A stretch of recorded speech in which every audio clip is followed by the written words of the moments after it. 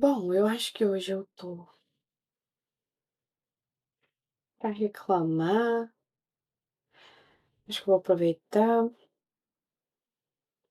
e vou fazer um desabafo aqui, sem cenário, sem nada. Tá tudo. Eu vou reclamar. É o que eu vou fazer. Não sei se eu vou contar toda a minha história pra vocês, porque eu nem sei se eu vou lembrar tudo que acontece, sabe? Tem coisas que a gente vai falando uma coisa ou outra, uma experiência ou outra, uma história ou outra, e vai lembrando no meio do caminho de coisas que aconteceram. Só que acontece que eu tô tão numa vibe assim, tão pra baixo, eu nem sei, sabe? Se eu conto ou não, se eu falo ou não. Sabe porque eu sou dessas pessoas que tá sempre ouvindo que a palavra tem poder e que se eu falar eu atraio, lei da vibração e tudo mais, eu tenho isso. Só que eu sou, eu tenho ciência que eu não sou psico, né? Então eu tenho esses sentimentos, eu tenho esses dias de bad vibes, eu tenho, todo mundo tem. O que você não pode fazer é passar a vida abraçado nesse vitimismo e afundar afundar abraçado com emoção para sempre, viver em cima daquilo, viver dando desculpa, viver se vitimizando, essas coisas todas, mas às vezes acontece que os sentimentos batem e tá batendo muito forte. Esse mês, essa semana, sei lá, tá um pouco pesado.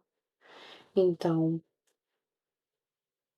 eu vou dividir um pouquinho da minha história com vocês, mas e um pouquinho do que tá acontecendo agora, um pouquinho de tudo que já aconteceu. Vai ser um vídeo longo, mas assiste quem quiser. Não tem como contar coisas que te aconteceram toda a sua vida assim, tipo, em 2 minutos. 2 minutos já tem. E eu nem comecei a falar nada, só eu tô tendo 2 minutos falando que hoje eu vou reclamar. É basicamente isso. Mas é, enfim, como eu tô muito caída assim, então vou contar. Eu posso nem postar, mas eu quero desabafar. E como eu tô em Portugal sem família, sem amigo, sem ninguém, tenho o meu marido, ele é a única pessoa que eu tenho, mas ele faz eu me sentir mais sozinha ainda. Se eu for reclamar de alguma coisa, ele não tem paciência com os dramas de ninguém, só com os dele. Então, enfim, coisas que eu vou contar mais pra frente. Então, vamos começar lá do comecinho. Eu fui a quinta filha viva da minha mãe. Eu nasci, minha mãe já tinha 35 anos. Um casamento falido já, com um alcoólatra, que trabalhava, ganhava bem, mas não sustentava a família dele. O dinheiro dele, minha mãe disse que nem sabe nem pra onde ia. Não sei se ele tem outra família, ou não sei se ele pagava dívidas de cachaça do bar pra todo mundo, coisas, gastava com mulher, eu não sei o que. Mas enfim. E não tô falando só as coisas que minha mãe fala, porque minha mãe mente algumas vezes e poderia ser alienação parental, mas os meus irmãos também.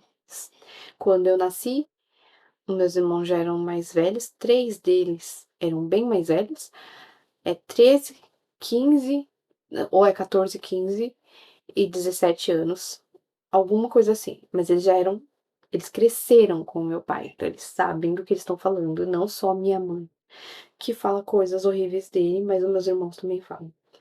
Então a minha irmã, pra vocês terem uma base, a minha irmã, ela disse que ela adorava quando ia visita na minha casa, comer, visita de fim de semana, porque aí meu pai fazia uma comida bem boa, né? Porque as pessoas têm que achar que. Um detalhe é que muitos homens são assim, né? Em casa é uma coisa, mas na rua eles não querem. que as pessoas saibam quem eles são, né, que eles pensam que eles são pais ótimos, maridos ótimos, pessoas incríveis, maravilhosas. Inclusive, a minha prima, sobrinha dele, né, de parte de pai, disse pra mim no velório do meu tio, que no velório do meu pai eu nem pude ir, né, a família do meu pai nem avisou que ele faleceu. Eu tinha 15 anos, então eu só fiquei sabendo onde ele estava enterrado, mas já tinha sido enterrado e tudo. Não vi doente, não vi nada. Enfim, é, a minha prima, voltando, né, disse que ele era a melhor pessoa que ela já conheceu na vida dela. E ela é bem mais velha do que eu, ela já conheceu muitas pessoas na vida e ela disse isso, que ele era a melhor pessoa que ela já conheceu na vida. Eu fui no velório do meu padrasto e também tinha muita gente falando essa mesma coisa. Mas ele era diferente, né, porque ele não era abertamente alcoólatra. Não, ele era alcoólatra também. Minha mãe foi outro foi diferente, eu vou contar mais pra frente. Esse caso foi muito diferente. Mas as pessoas também estavam falando o quanto ele era bom e maravilhoso no velório dele. Então, é.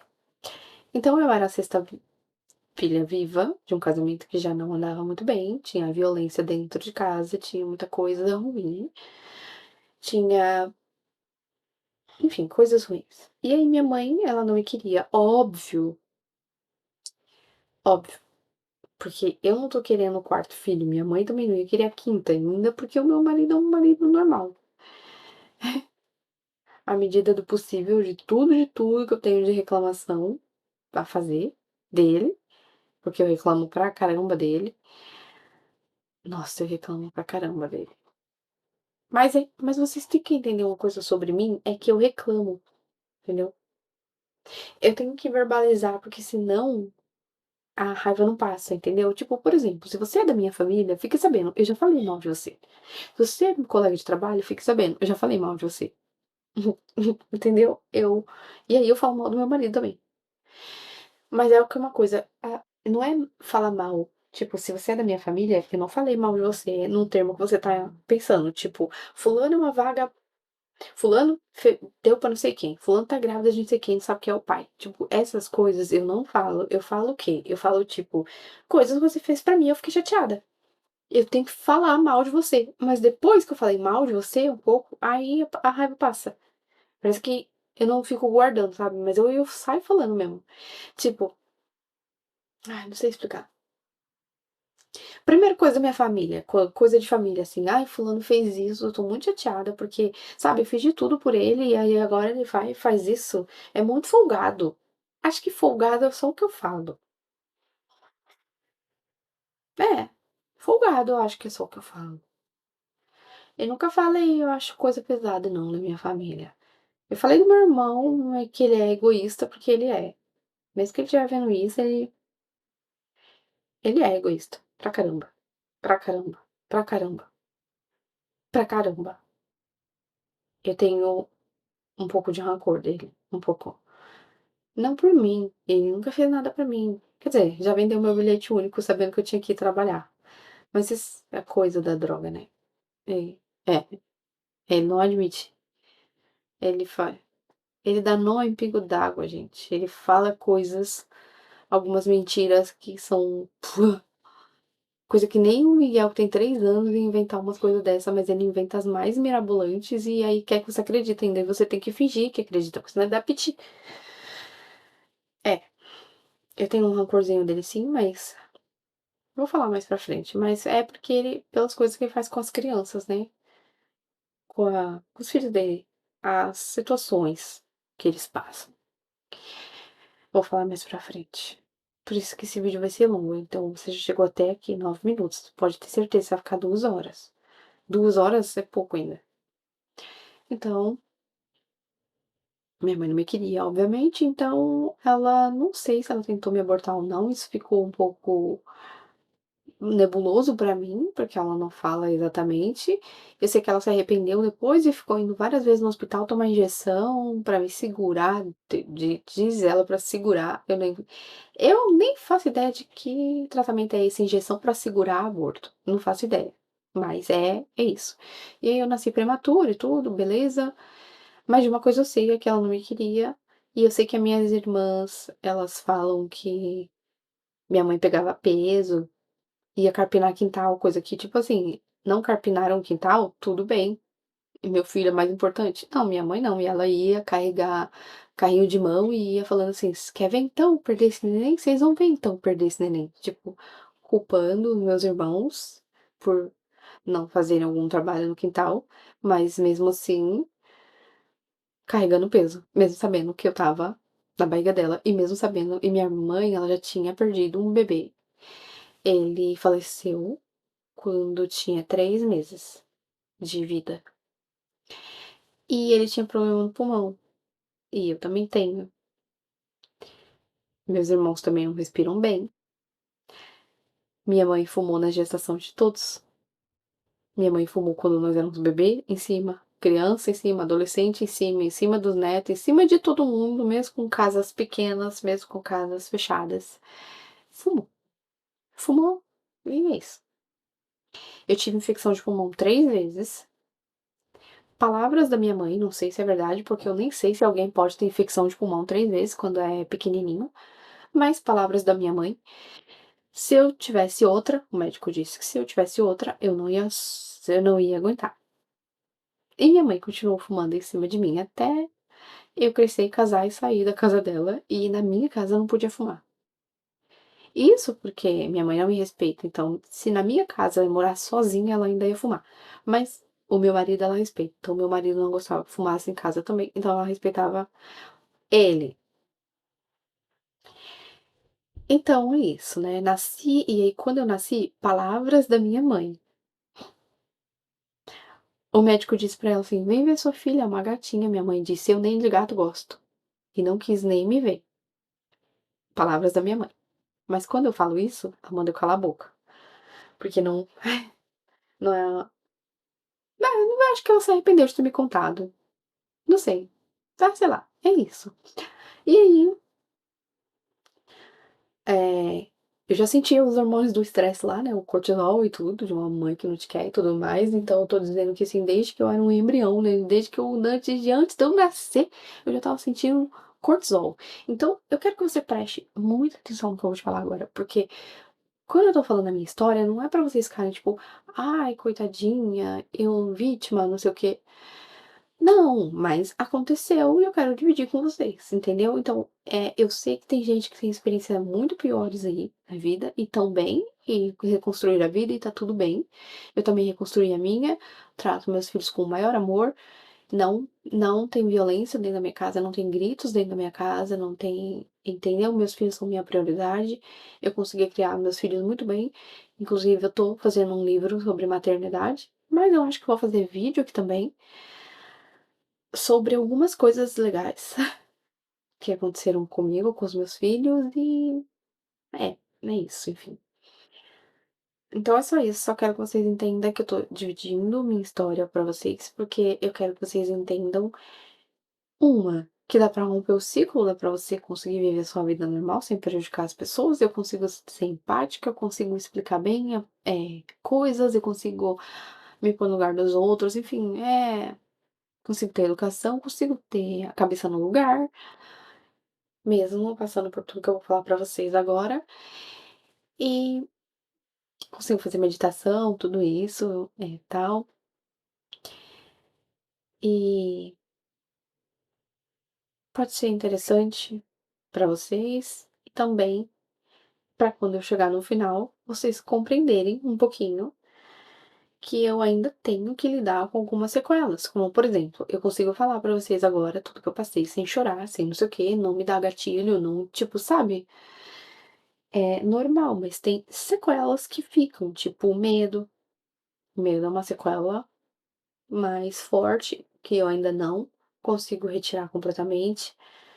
Isso é uma coisa que tem que ser tratada, porque é um sentimento, não é uma coisa consciente.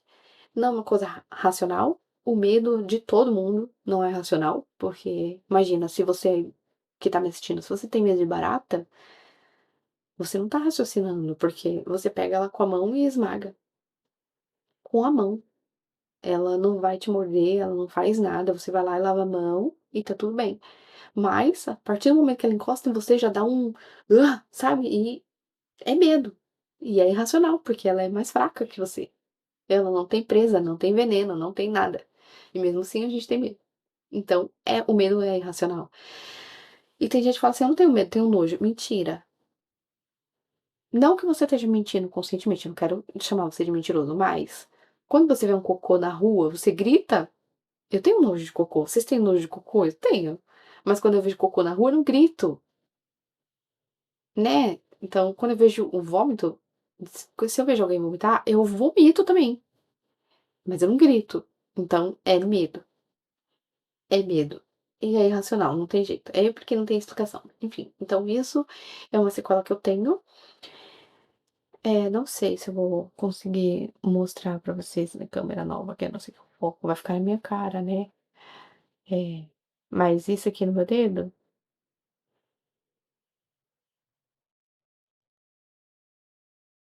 ai, câmera invertida. Tá vendo? Vocês estão vendo que tá brilhando aqui rosa? Bem aqui? Esquece. Eu levanto essas pernas, eu cutuco, cutuco, cutuco. Ela não tá nem em pé. Ela não tá levantada. Eu cutuco até eu conseguir levantar. E quando eu levanto, eu puxo. Até sair o máximo que der da pele, mesmo que sangre. Eu vou puxando. É uma sequela. Então é isso. Então, vou continuar contando. Então, minha mãe não me queria, então, quando eu cheguei da maternidade, eu não sei muito bem como que foi, né? Não sei explicar pra vocês, porque obviamente eu não tenho lembrança, porque eu era muito bebê. Mas eu não sei se as minhas irmãs se realizavam por cuidar de mim, ou se a minha mãe cuidou mesmo, mesmo sem querer, se ela cuidou mal, se houve negligência mostrada, se não houve, eu não sei o que que aconteceu, porque não tem como contar essa parte da história, mas aí eu tenho como contar um pouquinho mais pra frente, quando a minha memória já começar a alcançar, de que eu não tenho lembrança nenhuma da minha infância praticamente da minha mãe. É, quando eu acordava, eu lembro que eu tinha muitos pesadelos, eu tive paralisia do sono até por pouco tempo, e a minha paralisia do sono me dava muito medo, porque, gente, não era época de internet. Não tinha. Eu não tinha como pesquisar, não tinha como nada. Então a gente pensa que é o quê? Que é demônio, né? E não, não tem o que pensar, né? Como que eu ia pensar cientificamente, sendo que nem o ensino fundamental eu tinha? Então, é isso. Eu pensava que eu estava sendo perseguida até mesmo à noite. Então, eu acordava quando eu tinha pesadelo, eu tinha que sair pelos corredores do apartamento e não tinha ninguém. Não tinha mãe, tinha pai lá, não tinha ninguém pra acolher, aí só tinha minha irmã em casa. Eu só me lembro de ter ficado com minha irmã. E sou muito medrosa. E além de eu não ter o colo do pai nem da mãe, nem a proteção, não me sentir segura, a minha irmã ainda ficava falando pra mim que tinha um homem enterrado nas paredes do nosso apartamento. E eu ficava cagada de medo. E às vezes ela fingia que estava endemoniada. Eu começava a chorar, desesperada, só tava ela e eu. Eu não tô culpando minha irmã aqui, porque ela é adolescente. Eu acho que eu já contei isso em algum outro vídeo. Eu não sei. Mas eu não tô culpando ela aqui não, tá? Porque ela era uma criança também. E a geração passada tinha mesmo isso, de ver criança chorar é legal. Eu já vi muita gente fazendo criança chorar. Eu nunca fiz isso com meus filhos, eu acho que libera o hormônio do estresse. Sendo engraçado ou não sendo, isso não é legal. A criança tá se estressando ali real, real. Então não é muito bom. Não é nada bom. Então, eu nunca fiz isso de, tipo, a pessoa tem medo de barata, eu vou jogar uma barata em cima da pessoa, porque é muito legal ver ela lá gritando, chorando, se contorcendo de medo. Não acho legal. Não acho legal dar susto nas pessoas, apesar de alguns ser muito engraçado, eu dou risada, mas, tipo, eu não faria isso com a pessoa. Pegadinha, essas coisas, sabe? Enfim, essas foram minhas primeiras memórias, só a minha mãe e eu numa casa e um medo de um fantasma aqui. segundo a minha irmã, se chamava Boca Torta. Por quê? Porque ele foi enterrado na parede e a boca é, muito criativa. E daí, nesse apartamento, que foi em Santo Amaro, no Jardim Capelinha, às vezes eu até vou lá, porque a vizinha de cima, minha mãe me deu pra ela ser minha madrinha, mas nunca me batizou, ela é minha madrinha só de boca, e também eu vejo uma vez a cada 10 anos ou 15. Não tenho convívio nem nada, mas ela é minha madrinha e ela é ela, enfim. É, então, nesse apartamento, que é onde eu tenho minhas primeiras lembranças, na verdade, minha primeira lembrança foi só um flash de um rato morto no fogão e eu estava dentro de uma garagem. Sim, minha família já morou brevemente dentro de uma garagem, porque a gente era muito pobre e não tinha dinheiro. De alguma forma, eu não sei onde estava meu pai, não sei se meu pai e minha mãe se separaram brevemente, eu não sei o que aconteceu, mas eu só sei que o namorado da minha irmã, que é o pai da minha sobrinha, tinha dinheiro, então ele tinha propriedades, tinha isso, aquilo, e ele tinha um salãozinho comercial que porta de aço que abaixa e sobe, é só um quadrado. E ele deixou minha irmã com a família morar lá. Inclusive, teve uma vez que minha irmã brigou com ele e terminou com ele, sei lá, ou só brigou, ele foi lá e arrancou a porta de aço onde a minha família estava morando. Arrancou a porta. Ele era serralheiro. Ele começou trabalhando para o meu pai. Depois, o meu pai bebia muito, perdeu a firma, ele virou o chefe de todo mundo. Então ele foi lá e arrancou a porta. Então minha família dormia, vivia e as pessoas estavam assim, passando na rua. É. Não sei o que minha mãe fez, acho que ela colocou uma cortina, uma cortina, colocou uma cortina lá, não sei se ele pôs a porta de volta, não sei por quanto tempo ficou sem porta, não sei nada dessa história, só sei que aconteceu, rolou isso. E a minha irmã voltou com esse cara, que inclusive era um adulto de, sei lá, 40 anos, não sei quantos, e a minha irmã tinha 13. 13.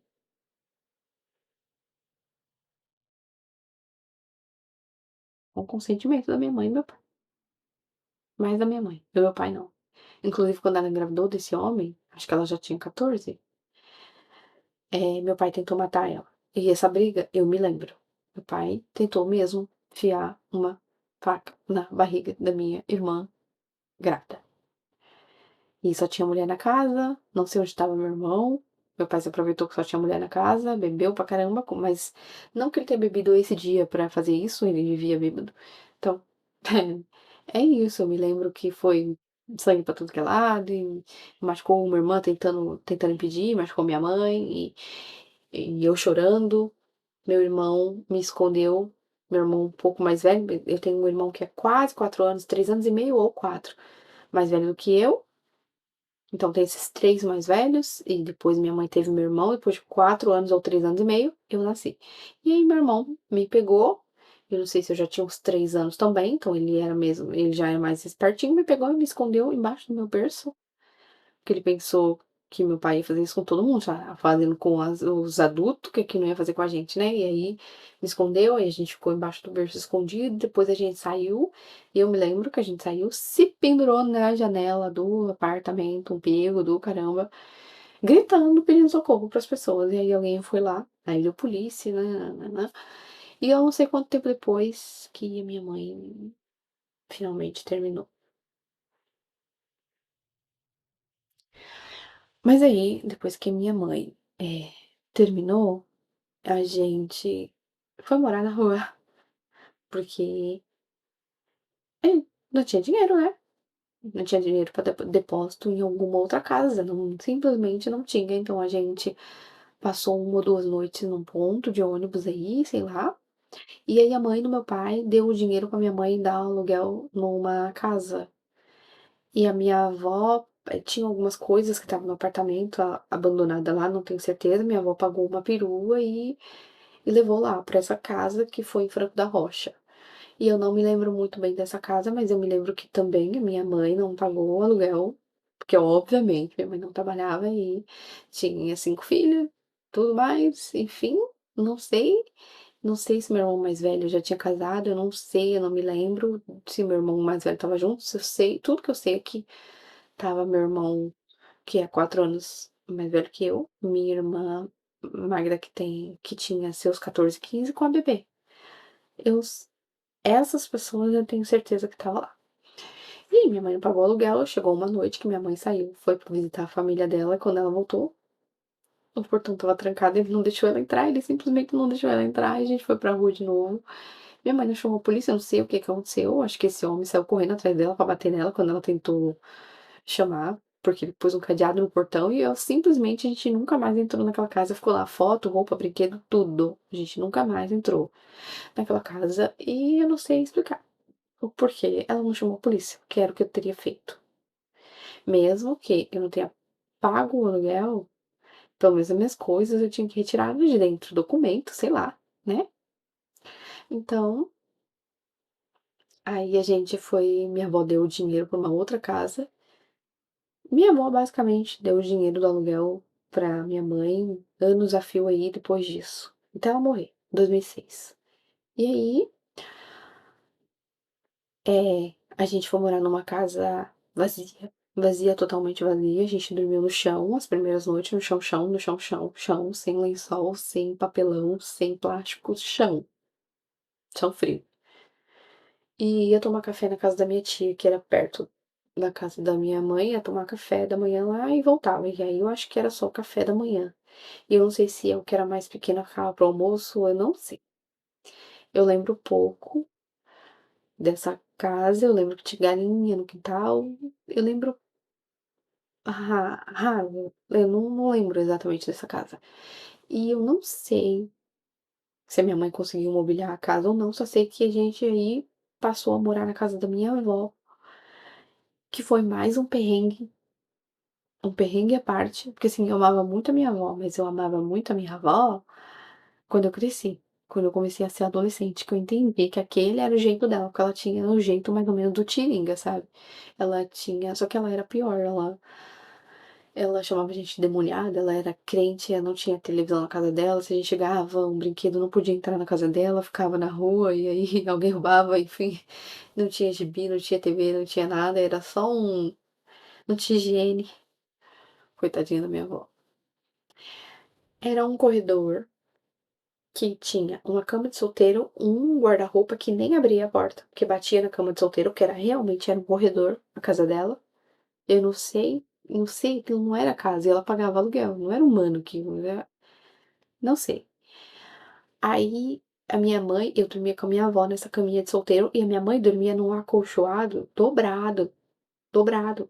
Não cabia os pés, não cabia mais uma outra pessoa deitada naquele espaço, né, da casa da minha avó. Minha mãe dormia com meu irmão no chão, num acolchoado dobrado, com os pés encolhido. E aí tinha um degrau mais alto que tinha um fogão e uma pia, um fogãozinho.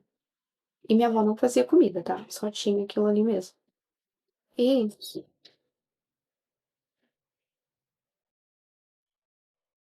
então vieram me entregar um bebê aqui, já tirou a camisa, tirei a camisa, pediu pra tirar, porque estava muito calor, né, vida? Sim. Então, na casa da minha avó, ela não fazia comida, porque ela não tinha armário, ela não tinha comida, ela não comprava, ela tinha um hábito. Ela acordava de manhã e saía. Ela tomava sustagem, ela fazia o leitinho dela, tomava e saía. Ela ia pra casa da minha irmã, ou ia pra casa de um filho, ela saía, ia pra rua. Ela não ficava dentro de casa, então ela almoçava todos os dias fora. E era isso a vida da minha avó. Era isso a vida da minha avó. Não sei como ela gostava de fazer isso, mas ela não. Ai, não sei, ela não tinha vida. Ela ficava sentada numa cadeira na cozinha na nossa casa. Quando a gente saiu, né, da casa dela, ela ia pra nossa casa todo dia, sentava na cadeira da cozinha e ficava lá. Não tinha TV, não ficava lendo livro, não tinha celular, né, não era época de celular. Ela ficava sentada na cadeira da cozinha até dar umas 6, 5h30 mais ou menos, horário de pico, pegava o ônibus pra ir pra casa dela e ia pra igreja e ia dormir no outro dia, a mesma coisa.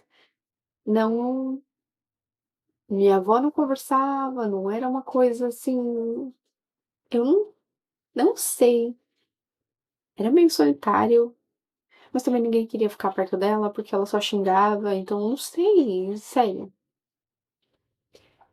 Tem que ver mais o lance da psicologia da minha avó, porque não sei, não sei. Mas ela via a vida, né, porque a gente passava pra lá e pra cá, a gente vivia na casa quando a gente estava na cozinha, almoçando ou fazendo comida, alguma coisa, ela estava lá. Ou ela xingava a gente quando a gente acordava tarde, ou ela xingava a gente quando a gente estava com roupa curta, alguma coisa assim, ela vivia, né. Ela via o movimento, na casa dela nem isso ela ia ver. Então, beleza. Daí eu fui morar lá, eu quase não tomava banho, eu vivia cheia de piolho, né, quase não comia, então minha rotina começou a ficar mais pesada. Pesada mesmo, porque eu nem me lembro da minha mãe, só me lembro só da minha avó. Então minha mãe estava no mundo por aí, não sei onde minha mãe estava. Nunca perguntei, tipo assim, onde você estava quando eu estava na casa da avó, porque minha mãe só chegava à noite mesmo, na hora de ir pra igreja ou na hora de dormir. Às vezes nem isso. Eu lembro pouco da minha mãe mesmo, é isso. Eu fui pra primeira série. Primeira vez na primeira série, porque eu fiz 2 vezes a primeira série. Então, porque uma eu tinha uns 6 aninhos. E aí, não, meu amor, tô gravando, peraí. E a minha rotina começou a ficar mais pesada, porque, assim, eu estudava em Goianás e minha avó morava em Itaquera. Então, eu tinha que acordar muito cedinho pra estar na escola às 7 horas da manhã. Muito cedinho, porque a minha avó pegava ônibus, não trem. Ônibus, que dá a volta ao mundo, Jardim Soares. Dá a volta ao mundo. Então, nem sempre eu conseguia chegar na hora da escola. Às vezes eu faltava. E por isso que eu fiz 2 vezes a primeira série, porque a primeira eu repeti por falta. Então, é, é, eu saía muito cedo de casa, passava o dia na rua, saía da escola, ia pra casa da minha avó que me buscava, né? Ia pra casa de alguém, e a gente voltava pra casa à noite, ia pra igreja. Igreja, vocês sabem que acaba tarde pra caramba, aí chegava em casa, a gente tomava um café com leite e comia bolacha, às vezes tinha bolacha. Café com leite com bolacha e dormia. E no outro dia era a mesma rotina. E a minha mãe, dia de fim de semana, a gente ia pra casa da minha irmã, onde eu era criança mesmo, e saía pra rua e ia ficar brincando com as outras crianças. E normalmente eu não comia, né? Então minha mãe decidiu que ia ser uma ótima ideia me dar um remédio pra abrir meu apetite. E aí, a minha vida ficou um pouquinho pior, que eu não tinha comida. Minha avó não fazia comida. Na escola nem sempre dá comida. Escola, às vezes dá comida, mas às vezes dá café com leite. Então, à noite, na casa da minha avó, eu tomava café com leite. Então, na escola, eu tomava café com leite. Então, era isso. E aí, minha mãe também não gostava dessa vida, né? Porque ela tava morando na casa da sogra dela, que era meio doida. Então, ela conseguiu uma pessoa, que fui eu que conheci, e casou. E esse cara era bem. Então, eu acho que quando eu tava na segunda série, eu acho que eu tinha 8 anos, 7 para 8 ou já 8, não tenho certeza. Foi que iniciou-se uma vida em que eu tinha um teto e eu tinha comida. Mas não tinha paz. Porque não preciso entrar nos detalhes, então continuei suja, largada na rua, cheia de piolho. Aquela criança que você olha da rua e você fala assim, de que buraco que saiu essa menina? Porque eu tava sempre suja, cheia de piolho, tava sempre com fome, tava sempre por aí na rua. Então, os meus dentes não são muito retos. Não era. E quando eu era magra, era pior ainda, porque eu tinha isso aqui todo chupado e só tinha só dente. Então eu sofria muito bullying na escola por conta dos dentes. E porque tinha piolho, porque eu era fedida, porque provavelmente eu era uma criança insuportável de ficar em casa, de conviver, então. Então, desculpem. É, então eu não tinha mesmo paz. Mesmo. Dentro de casa. Mãe, espera. A, Espera, na, fala comigo. na escola, Tem bullying. esse jogo? Tem mesmo, E né? a moto? É. A moto? Você vai fazer eles gritar assim, ah, é? É? É? Vai? O cocôzinho? Ele faz. Ele faz cocô. Tá bom. Então, Vou jogar neles. Na escola, bullying. Em casa, à noite, paralisia do sono. Ou à noite acordava com. Então, vocês devem imaginar que deve ter sido bem legal. Ainda assim, é por isso que eu admiro tanto criança, porque ainda assim eu conseguia brincar com as vizinhas quando eu tava na rua, porque apesar de hoje eu me tocar que eu era uma criança suja e insuportável de estar perto, tanto que a minha mãe, a minha professora da primeira série foi professora da minha mãe, foi professora do meu irmão mais velho. Então minha mãe encontrou ela na rua e eu nunca ia saber que ela era ela. E a minha mãe foi lá ver ela e ela soltou aquelas pessoas que são tão inconvenientes. Ela falou: Ai, você tá diferente. Eu já tinha uns 14 a 15 anos. Tá limpinha, cabelo penteadinho. É, abaixa que eu tô gravando. Se você quer ficar com o celular, filho, vai lá pra rede, amor. Vai lá pra rede. Não. Então aqui você vai ficar bem quietinho. Não vai dormir. Você quer dormir? Ai, mãe. O que foi? Você me machucou aqui. Encostei no seu machucado? Sim. Desculpa. Melhorou? Então, Sabia que você me machucou? eu pedi desculpa. Então, apesar de eu não ter consciência, né, de como eu era, eu fiquei. A gente nunca. Quando a gente é criança, a gente não para pra pensar nessas bad vibes, né? A gente cresce e vai olhar pra trás, aí é que vem a D, né? Porque não é estranho, né? Quando a gente é criança, a gente não para pra analisar o que que tá acontecendo, a gente vive o dia. Então, se meu dia tava ótimo, se eu tinha criança pra brincar, era, né? Maravilhoso. Eu me lembro. Sou. Espera aparecer o X, filho. Então, eu falei pra vocês que minha semana tá tão carregada. Olha isso. É um vídeo. Eu não tô conseguindo. Não tô conseguindo gravar. Não tô conseguindo gravar. Tudo que aconteceu hoje. Enfim. Aí, né? Eu brincava. A minha vizinha tinha duas filhas, que era dona da casa onde eu tava morando quando minha mãe casou, meu padrasto. Ela Ela tinha que me expulsar da casa dela, mas eu não me tocava, eu era criança, não me tocava, mas hoje eu me lembro que ela, quando tava tarde da noite, ela falou assim: Bárbara, sua mãe tá te chamando. Minha mãe tá me chamando. Aí eu descia. E quando eu descia, eu falava: Que, mãe? Mãe, o que? Você não me chamou? Ela falou: Não. Aí eu ia voltar, mas minha mãe, agora entra que já tá tarde aí. Mas eu ficava na rua até meia-noite. Ficava na rua quando eu quis. Do jeito que eu quisesse. Eu meio que vivi do jeito que eu quis, assim, mais ou menos. Tomava banho se eu queria, escovava o dente se eu queria, comia se eu queria. Minha mãe era bem tipo, caguei. Então, tinha passado já a fase de chorar pelo meu pai, porque quando eu ia com a minha avó na igreja, Mamãe, você jogava casa da muito mãe do meu engraçado. pai.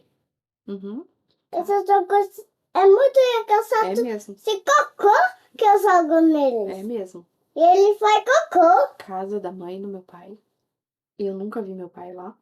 Então eu ia pra igreja com a minha avó, e aí o pastor ficava sempre falando umas palavras bonitas, né? Que Deus ia ajudar a gente, e tudo, que era pra gente fazer um desejo, tinha campanha do que a gente quer, tinha essas coisas, né, de igreja, e eu tava sempre chorando, chorando e orando, pedindo pra Deus pra trazer o meu pai de volta. E eu fiquei doente e tudo, de falta, né, do meu pai, porque eu amava meu pai. Então, nessa próxima aí, já tinha passado a fase de chorar. Era só, tipo, eu ficava imaginando acontecer. Deu tá na rua e encontrar com ele, então eu estava sempre esperando acontecer. Tipo, pegava um ônibus, eu ficava imaginando, eu vi meu pai passando na rua, eu dentro do ônibus, eu falo, para, motorista, aí eu desço aquela cena de cinema, na minha cabeça ia acontecer isso algum dia, mas nunca aconteceu. Eu vi meu pai até uma ou duas vezes, ele foi na casa das minhas tias, no Soares, e alguém me avisava, seu pai tá lá, e eu corria pra lá. Ô, Eu não mãe, sei como que alguém me avisou. você falou? O travesseiro tá aqui, é só deitar. Só tentar? Tá bom. E Eu vou aí, colocar vi meu aqui. pai, acho que mais algumas vezes, duas, três vezes, não tenho certeza, chegou a ser quatro vezes, mas é, é minha Coraline. Quatro vezes, alguma coisa assim. Mas os papos do meu pai também era tipo, a sua mãe, aquela vaga, não sei o quê, eu dormi na rua, ela me expulsou de casa, né. E eu, como era uma criança, não falava, tipo, eu também dormi. Eu precisava de você. Você trabalha, você, cadê você? Não, não fazia essas coisas que deveria, porque criança é maravilhosa, né? Então, foi assim que eu cresci até mais ou menos 12 anos, até que faleceu meu padrasto. E minha mãe ficou lá de novo sem Iranembeira, porque não trabalhava, não estudou. Ela disse, ela sempre disse que o meu avô não deixou ela estudar, nem meu pai. Então, ela não podia, né? Porque tinha filho pequeno e tudo mais. Mas ela meio que não tava mais com meu pai desde que eu tinha 4 anos. Então, né? Então, foi isso. A gente ficou de novo sem Iranembera, porque bem ou mal quem pagava o aluguel era eu, né? E, e a gente foi morar na casa da minha irmã. Só que nisso, tipo, a minha irmã já tinha vindo morar com a gente um tempo, naquela casa lá que a gente morava, mas aí acho que elas decidiram mudar de casa, eu acho que é porque minha irmã ia voltar com o marido dela, alguma coisa assim, e a minha mãe foi junto. E minha mãe não ia conseguir pagar o aluguel da casa que a gente tava, eu acho que era isso. E a minha mãe também não conseguiu ficar morando muito com a minha irmã. Minha mãe é morar com os outros, né? Morar de favor é um negócio que. E aí, minha irmã também é muito impaciente. Minha irmã briga por tudo, com todo mundo. Por tudo, com todo mundo. Vocês não estão entendendo o nível de brigueza da minha irmã. Ela briga mesmo com. Eleva o nível das brigas, assim. Ela até tem um motivo pra brigar, mas aí vira muito, é muito intensa. Ela é muito. É doidinha, minha irmã, coitada. Mas a única pessoa que a minha irmã não briga sou eu. Que eu acho que ela me viu crescer nessa situação. Acho que ela pensa que eu sou bebê dela ainda. Mas eu sou imune. Mas o resto das pessoas não são. Nem a minha outra irmã não é, nem minha mãe, nem ninguém. Ninguém. Ninguém. Minha irmã não tem papo na língua. Se ela quiser te falar alguma coisa, ela vai te falar na lata. E ela não tá nem aí. Vai te magoar, você não vai. Não é seu. Você que vai pra uma terapia. É isso. Então, ela bebe também, o que acaba aumentando as coisas, né? Minha outra irmã também bebe, isso é uma coisa que a minha família. Enfim. E daí a gente foi morar numa casa do Danilo, que é o meu concunhado, lá na casa da minha irmã, mas não deu muito certo também. A minha irmã era casada com uma pessoa não muito legal, vou falar mais pra frente, porque eu tô separando meio que em blocos. E aí foi a melhor fase da minha vida. Foi a melhor fase de toda a minha vida. Vocês não têm noção, gente, porque o bullying estava meio que acabando, que eu já era uma mocinha, já estava crescendo, eu já podia tomar banho sozinha, eu podia passar um perfuminho, um creme hidratante. Minha irmã me dava às vezes, né? Graças a Deus, que a minha irmã já era adulta, e eu tinha liberdade. Porque minha mãe, como eu disse, tava nem aí porque os filhos fazem ou deixam de fazer. Tanto que a minha família é toda quebrada. Obrigado, mãe. É, que eu ia falar? Minhas irmãs são todas quebradas, meus irmãos são quebrados também. A minha mãe, ela simplesmente não cuida, ela não cuida. Minha irmã e ela fala as coisas, porque falta um pouco de noção ali. Ela fala que coisas que eu nunca ia saber, que ela foi negligente, eu não ia saber, ela que mesmo que fala, mas ela fala como se fosse, assim, engraçado. Ela não entende a gravidade da situação, tipo: "Ah, seu irmão, aquele FDP, pulava o muro de casa e saía com 1 ano e meio. Você confessaria uma coisa dessas? Se fosse seu filho, você ia confessar? Ah, os outros traziam, ele já chegaram a achar ele na estação de Guaianazes e trouxeram de volta pra mim. E você estava onde? Estava dormindo. Mãe, mas tranca a porta, você sabe que o menino tranca a porta. Ah, vou ver trancar. É melhor arriscar perder o seu filho, ser sequestrado, atropelado, morto com cachorro, qualquer coisa. Ele saía não uma, nem duas, nem três, nem 10 vezes, sabe-se lá Deus quantas vezes ela dormia e ele saía, e ela sabia que isso acontecia recorrentemente e hum. Então meus irmãos e a gente cresceu assim, né, vai para o mundo, vai. Então minha mãe, ela fala umas coisas meio assim, sabe, que me dava remédio de apetite, que ela colocou Baygon na cabeça da minha irmã, Baygon. Né, produto novo, produto anos 80, 90, produto bom, produto que corrói, joga no chão, corrói o cimento. Passou na cabeça da minha irmã foi dormir.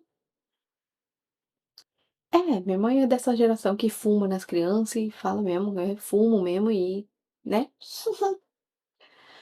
Então, dá comida, não deu peito, aquelas coisas de falar mesmo do jeito que criou e tá tudo certo que é bonito. Aí ela foi dormir, minha irmã foi dormir com um Baygon na cabeça e causa dos piolhos e acordou com a cabeça cheia de pus, escorria sangue e pus da cabeça da minha irmã. E ela ardendo em febre, ardendo em febre.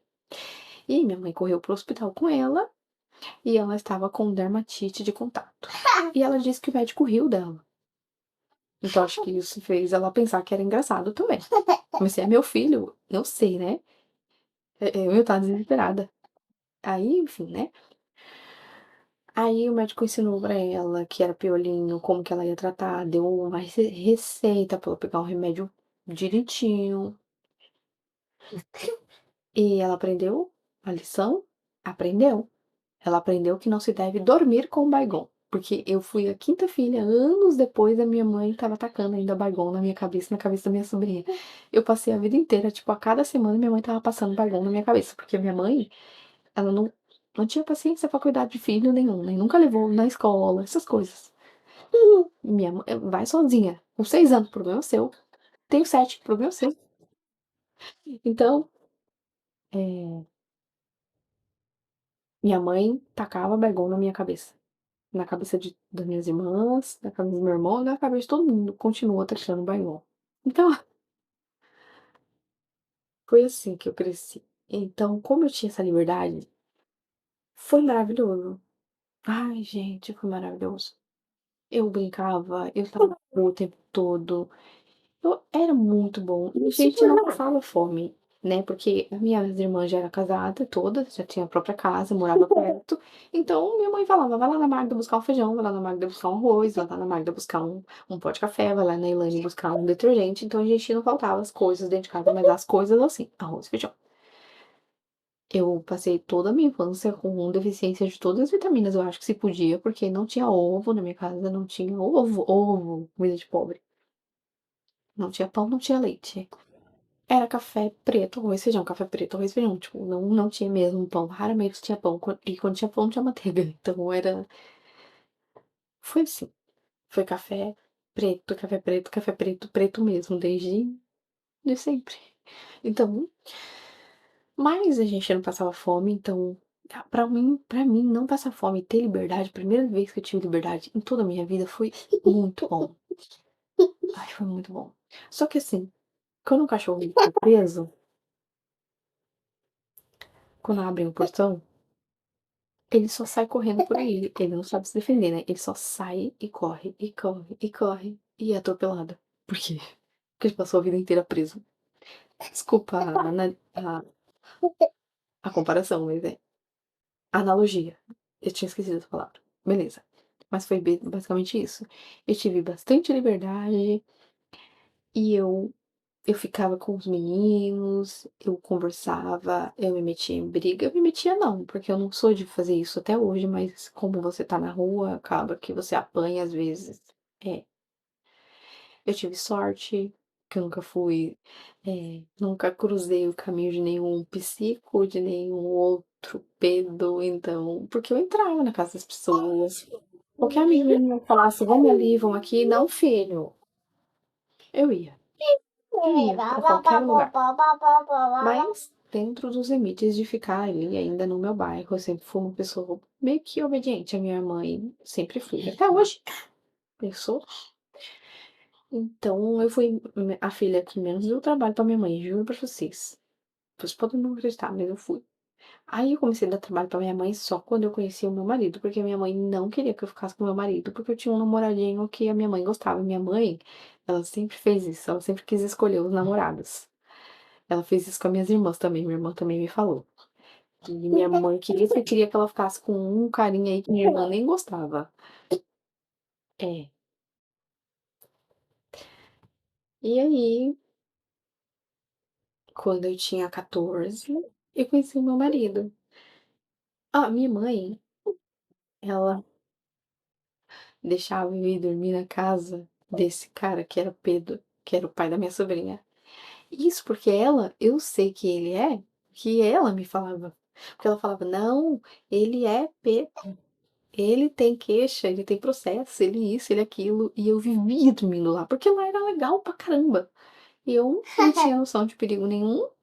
Ele, graças ao bom Deus, né, nunca nada, mas sim, eu soube de pessoas, inclusive, enfim, não vou expor, mas sim, eu soube de pessoas, e ele era mesmo. E eu vivia dormindo lá, minha mãe deixava, minha mãe não estava nem aí. Eu acho isso incrível. Mas enfim. Aí eu conheci meu marido, aí sim, eu comecei a dar trabalho, eu fui arrogante com a minha mãe pra caramba, eu fugi de casa, eu fiz de tudo, porque eu queria ficar com meu marido. Eu me apaixonei, ele era o ar que eu respirava. E aí, o que que eu fiz, amores amados de toda a minha vida? Eu casei, gente. Eu queria ter uma família, então eu não fui mais pra escola, eu larguei a escola. E eu pensei, vai ser um mar de rosas, eu vou casar com o meu príncipe encantado, o homem que eu amo, vou ter filhos e a gente vai ser uma família feliz. E eu não vou fazer o que a minha mãe fez, eu não vou fazer o que meu pai fez.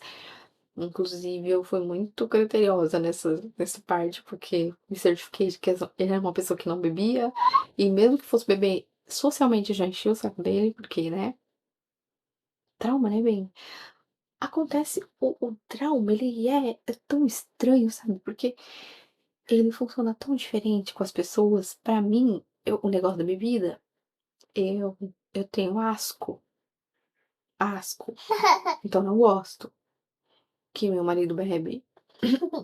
E, e não fumo também. Nunca provei droga. Nunca, nunca. Na minha mente eu já pensava assim. Eu já andei com pessoas, enfim, né? Como eu disse, eu aprontei bastante na minha adolescência. Eu aprontei até depois de ser casada, mas o meu marido aprontou primeiro, então eu só me vinguei dele, mas enfim, não foi uma boa escolha, nunca levou a porcaria nenhuma, então não façam isso. Foi a nossa história muito conturbada mesmo. A gente separou, a gente teve filho, depois separou, a gente teve briga, a gente teve. Meu Deus, a nossa história foi terrível. Terrível. Até hoje ainda não é, sabe? Mas, enfim, voltando lá, onde foi que eu parei? No trauma. E o trauma ser diferente para as pessoas é estranho, porque assim, as minhas irmãs elas já bebem. Elas são alcoólatras, elas não admitem, mas elas são. Porque uma pessoa bebe todo dia, não consegue ficar sem. A minha irmã, ela bate qualquer homem. Qualquer homem. Ela bebe até não ver o fim, ela bebe caixas de cerveja, ela não vê o fim, e ela não cai. Ela não cai, ela não cai. Nunca vi minha irmã cair. Ela anda meio zonza, mas não cai. Chega em casa, a única coisa que acontece é que ela dorme, não tem quem acorde ela. Mas enquanto ela não deitar pra dormir, ela vai bebendo, ela vai bebendo, ela não arrega, não. Enfim, eu tô falando como se fosse uma coisa boa, né? É que é impressionante, né? Mas enfim, é... E aí com elas foi assim, foi diferente. Comigo já não foi, comigo eu já não quero, eu não queria um marido que bebesse. Agora minha irmã não, minha irmã sempre casou com bêbados e drogados. Minha outra irmã também. A minha irmã é aí o outro que entra, o outro bloco, porque no âmbito da minha vida nunca teve paz, né? A minha irmã, ela casou com um homem que era batia nela, batia muito nas crianças. Ele, eu tinha dó dele, às vezes eu tinha dó dele, porque é o histórico, sabe? Tipo, vem de aquilo já veio de família dele, tipo, a mãe dele acorrentava ele quando ele era bebê, quando ele era criança. A mãe dele era doidinha também, eu não sei se ela era esquizofrênica e mais alguma coisa, eu sei que ela batia muito em todos eles, então, tipo, sabe, é herdado. Ela se na frente dele, ela pôs fogo e acendeu nela mesma, na frente dele. E os irmãos dele ainda culpavam ele, que é porque ele aprontou uma coisa que ela ficou nervosa, e aí ela fez isso, então ele também sofreu bastante, só que aí ele reproduzia toda a violência, e ele era doido, toda a violência. Então, e aí minha outra irmã também tinha um marido nada legal, que também bebe, que também era só briga. Onde eu ia, tinha um caos, não tinha um ponto de paz, não tinha alguém da família para eu falar assim, não, mas eu me espelhei em fulano. Não tinha. Gente, é difícil, eu nem sei se eu vou postar esse vídeo, porque é difícil de acreditar. Foi por isso que eu falei pro GPT. Alguma coisa tem que estar errado. Alguma coisa tem que estar errado, porque não é possível que eu esteja um pontinho branco em um monte de círculos, pontinhos pretos. Por que isso tudo aconteceu? Isso tudo junto. Isso não pode ser, isso só pode ser uma narrativa errada minha. Só posso ter pensado, eu não sei, alguma coisa tem que estar errada. Eu tenho que estar errada. Porque isso não é possível. Porque se eu falar pra qualquer um vai duvidar. Vai falar, ah, mas você não fez tal coisa? Como, por exemplo, tipo, as brigas com o meu marido. Eu vou te dar, filho, que quase derrubei o computador. As brigas com o meu marido. Tinha brigas que aconteciam do nada. Hoje que ele é adulto, ele admitiu que ele gostava de me ver chorar quando a gente era jovem. Ele achava que eu não amava ele se eu não chorasse por ele, se eu não sentisse ciúmes, ele gostava de provocar. Meu choro. Trabalho, você vai ver que eu ando sorrindo. Mas não tanto. Às vezes eu quero ficar em casa mais quietinha na minha. Quero dormir. Que eu não posso, né? Eu tenho que não me deixa dormir, mas. Ai, mas eu acho que eu queria tanto dormir. Eu queria passar uns 5 dias dormindo. Mas enfim, gente. 2 horas de vídeo. Não sei se eu vou postar. Tô aqui falando à toa. Se eu não postar, tô falando à toa. Talvez eu não poste. Eu não sei. Porque é muito pesado, é muito mimimi, né?